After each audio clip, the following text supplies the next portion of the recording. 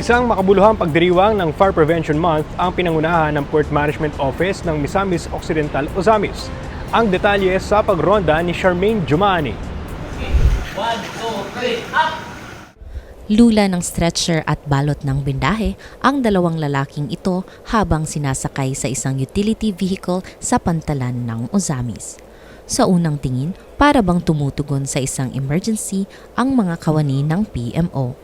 Pero ang eksenang ito pala ay bahagi ng isang simulation exercise na isinagawa sa Port Management Office ng Misamis Occidental, Ozamis nitong Miyerkules, March 12. Parte ito ng pakikiisa ng PMO at katuwang nitong Global Port Terminals Incorporated sa Fire-Free Workplace Training at Fire Drill sa ilalim ng supervisyon ng Bureau of Fire Protection.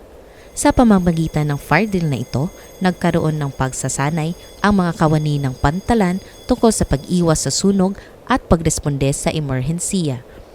Naturuan din sila ng tamang paggamit ng fire extinguisher, pagbibigay ng paunang lunas at tamang paraan ng paglikas habang may sunog. Nito namang nagdaang Lunes, March 10, ay pinangunahan din ng mga tauhan ng PMO ang isang paradang kanilang tinawag na Walk for a Fire-Free Port.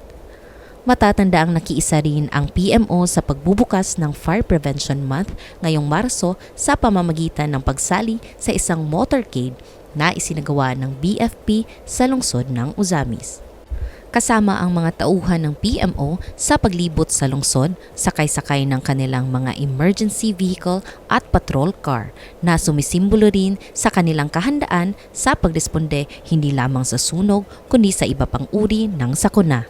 Sa pagsali sa aktibidad na ito, pinatutunayan ng PMO Misamis Occidental, Ozamis ang kanilang dedikasyon sa pagpapanatili ng ligtas, handa at maayos na mga pantalan. Mula rito sa Port of Ozamis, ako po si Charmaine Jumani para sa PPA TV.